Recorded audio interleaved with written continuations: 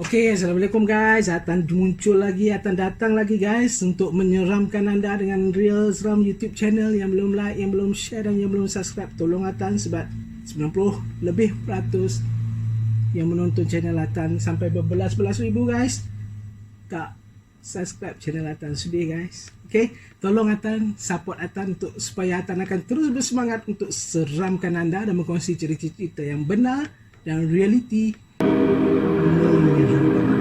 Okay guys.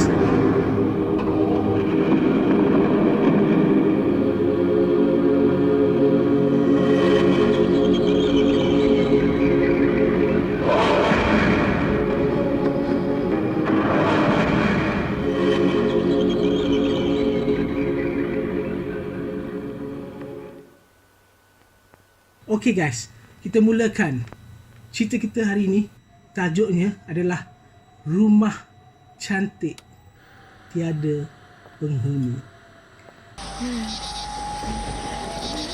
Kita yang datang daripada seorang peminat. Aduh, ada perasaan ada peminat kan.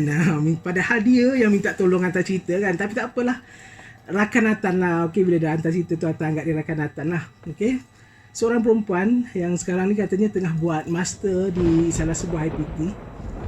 Okey, dia cerita satu cerita seram yang dia sendiri alami masa dia menyewa rumah bersama keluarga dia masa dia nak ambil SPM dulu. Okey, masa dia nak ambil SPM dulu. Cerita ni berlaku di sebuah bandar di Kelantan dan katanya rakan Atan ni, Atan nak bagi nama apa kat dia? Atan bagi Ani boleh? Kan Ani belum lagi, kita belum pernah bagi nama kan? Nah, kita bagi Ani. Okey, Ani ni cakap dia dulu masa tingkatan 5 pernah menyewa dengan keluarga dia di salah sebuah rumah di kawasan yang elit di Kelantan. Kalau kita sebut, semua orang kenal tempat tu. Okey, kawasan ni kalau sebut je orang kata ni tempat-tempat mewah, tempat-tempat orang kaya. Memang Atan tahulah, sebab Atan pun orang Kelantan kan.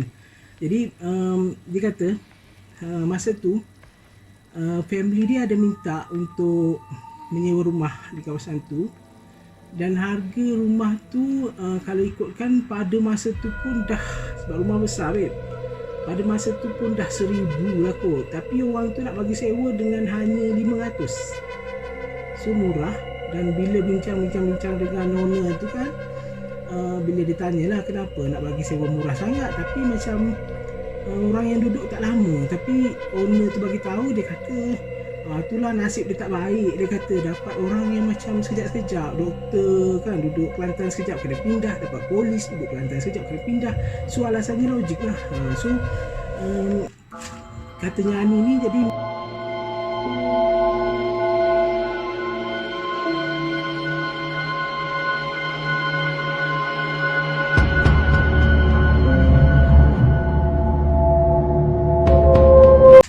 katanya Ani ni jadi mak ayah dia pun setujulah untuk duduk kat rumah tu kan.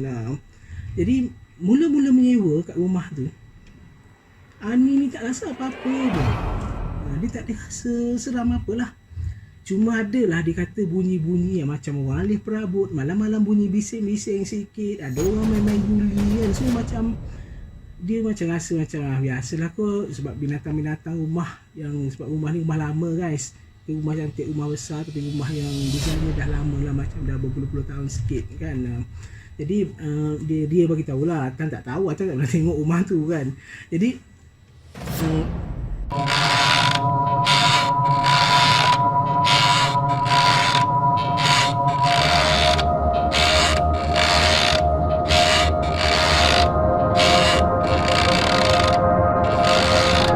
family dia perasan macam perabot dekat rumah dia ni, bila dia turun je macam bergerak-gerak. Macam kalau sofa ruang tamu dia, semalam rasanya sofa ni belakang sikit, hari ni ke depan sikit, tapi dia orang tak indahkan benda yang macam tu. Okay, cumanya dia kata bermula pada dia siap bagi tarikh guys. Okay, dia bercerita kat Atan, dia kata bermula pada 11 hari bulan 11. Macam Shopee punya iklan kan. Dia bermula 11 hari bulan 11. Dia kata setiap hari dia kata dia akan terbangun dari tidur. Mak ayah dia pun biasanya akan terbangun daripada tidur. Sebab apa? Sebab pada pukul 3 pagi sahaja, jam 3 pagi sahaja akan terdengar suara perempuan menangis, guys. Okey, dia akan terdengar suara perempuan menangis macam kan. Jadi Ani ni kata mereka belumnya macam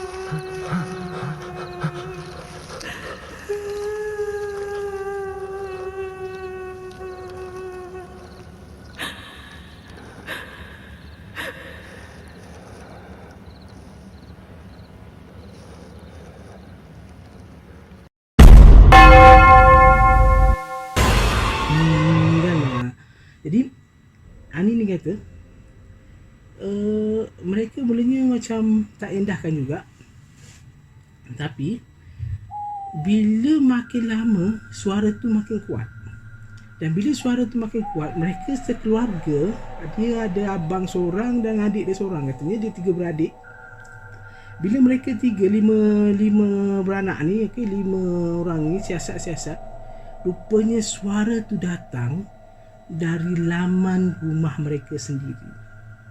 Laman lah, kawasan halaman kan, atas rasa itulah maksudnya. Sebab dia kata mereka akan lihat dari tingkap rumah seolah-olah ada lembaga perempuan berambut panjang, berjubah putih, duduk menangis di kerusi batu halaman rumah mereka.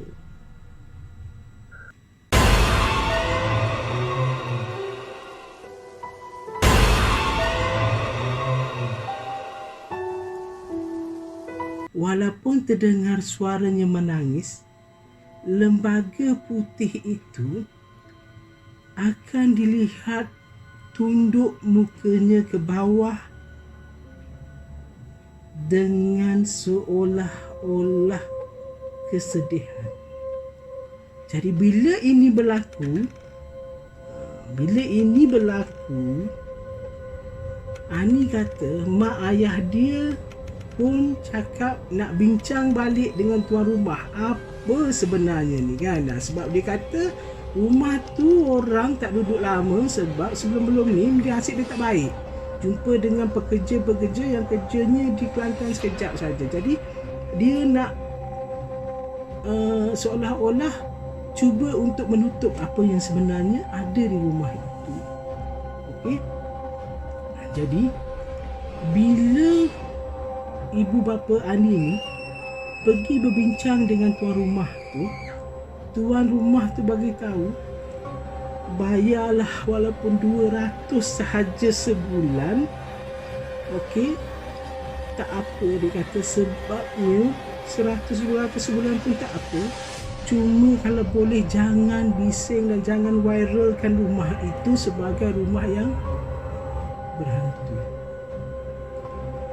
So ibu bapa Ani ni dah macam rasa mereka diperalatkan.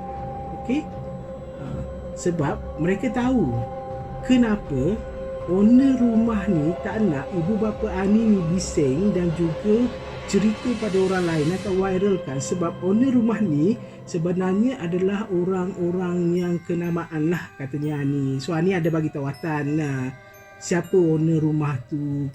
Dia taklah bagi tahu yang betul, tapi dia bagi tahu owner rumah ni rupanya sekian orang lah. Ya. Jadi dia tak nak orang tahu rumah dia ni sebenarnya berhantu. Jadi dia nak kalau boleh supaya keluarga ni duduklah lama-lama dekat rumah tu, bayarlah 200 bulan pun, tapi jangan bising dengan apa yang berlaku. Okey. Jadi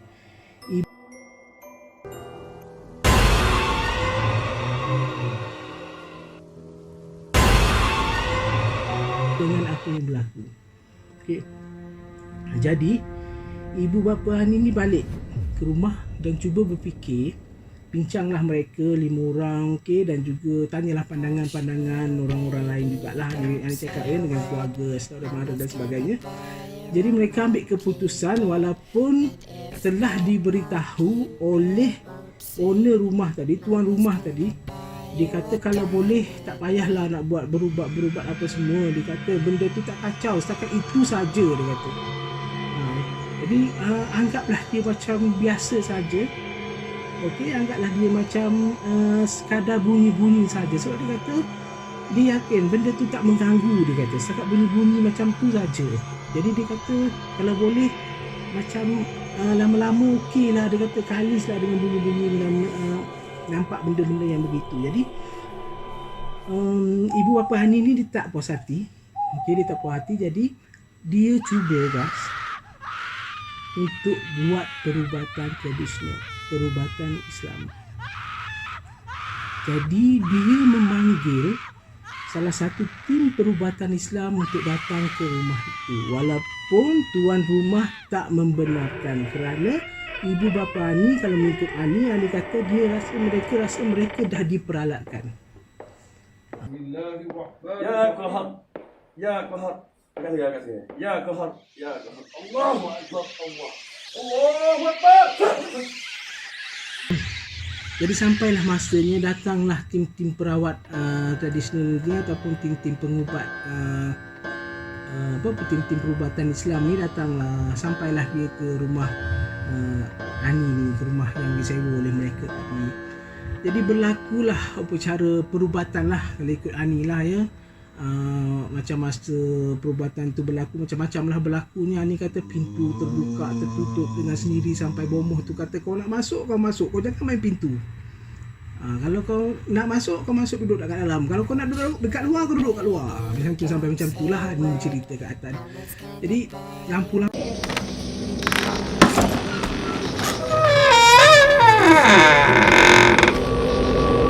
macam tu lah Ani bercerita kat atas. Jadi lampu-lampu pun Ani bagi tahu baru je ustaz perawat tradisional tu nak solat kan. Nak solat ajak apa tiba-tiba terpadam. Berhenti solat nyala. Nak sembahyang, nak solat padam. Okey, sampai macam tu. So berlakulah cara merawat, mengubat rumah tu kan untuk mengusir penghuni daripada rumah tu. Dan sampailah masa ustaz-ustaz ni panggil lah, okey, lembaga penunggu rumah tu, dan mereka macam berbincang lah, siapa kau, dari mana kau berasal kan. Jadi Ani kata dia dengar lah macam lembaga putih tu, perempuan yang berjubah putih ya, penunggu tu bagi tahu yang dia adalah pemilik asal rumah tu sebelum rumah tu dibeli dan macam-macam lah. Okey, jadi kita pendekkanlah cerita, habislah sesi merawat pada malam itu. Jadi pada malam itu Ani bagi tahu ustaz tu nasihatkan mereka sekeluarga agar berpindah dan carilah tempat penginapan ataupun tempat tinggal lain, sebab dia kata mereka boleh halau penunggu daripada rumah tu, tetapi kalau mereka buat begitu ianya akan berlaku satu macam kejadian yang boleh merosakkanlah barang-barang dalam rumah tu. Jadi sebab ibu bapa ni dah bagi tahu dekat tim-tim perubatan tradisional tu atau tim-tim yang perubatan Islam tu, Ani pun dah bagi tahu, ibu bapa Ani lah dah bagi tahu. Menurut kata Ani, dia kata kalau ikutkan owner rumah tu tak bagilah buat macam ni untuk merawat, tapi dia kata tak puas hati apa semua, dia minta tolong juga supaya tim-tim perubatan Islam tu datang. Jadi tim perubatan Islam tu bagi tahulah, okay, kalau nak juga dihalau penghuni itu, penunggu rumah itu daripada kekal atau stay di situ, dia kata kalau boleh kena ada ownernya sekali lah, okay, owner sekarangnya, supaya masa sesi perubatan tu tuan rumah tu ada. Jadi kalau apa-apa berlaku kepada barang rumah tu tidaklah menjadi isu, sebab dia takut nanti ada pecah tingkap ke apa semua, nanti akan menjadi satu masalah. Jadi itulah Ani pun Ani bagi tahu berpindahlah mereka ke rumah lain. Cuma yang Ani bagi tahu lagi satunya, dia kata mereka lah rasanya penghuni rumah itu yang terakhir, sebab apabila ustaz itu datang katanya ada orang-orang di sekitar itu nampak okey, ada lembaga putih yang berterbangan mengelilingi rumah tersebut dan menjadi viral. Rumah itu berhantu. Jadi berpindahlah Ani keluar daripada rumah itu. Cuma Ani bagi tahunya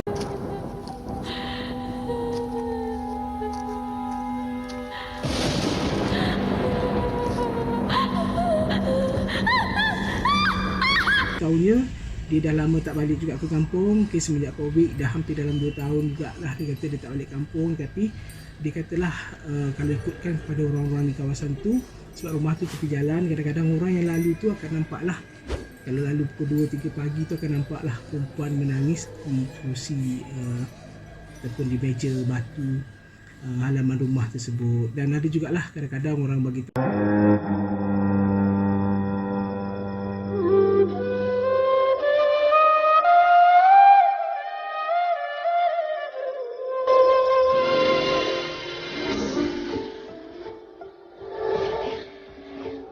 tahu kalau lalu di kawasan itu akan nampak perempuan berjubah putih berambut panjang itu berdiri di beranda rumah, merenung tajam ke arah jalan raya dan kadang-kadang melambai-lambai.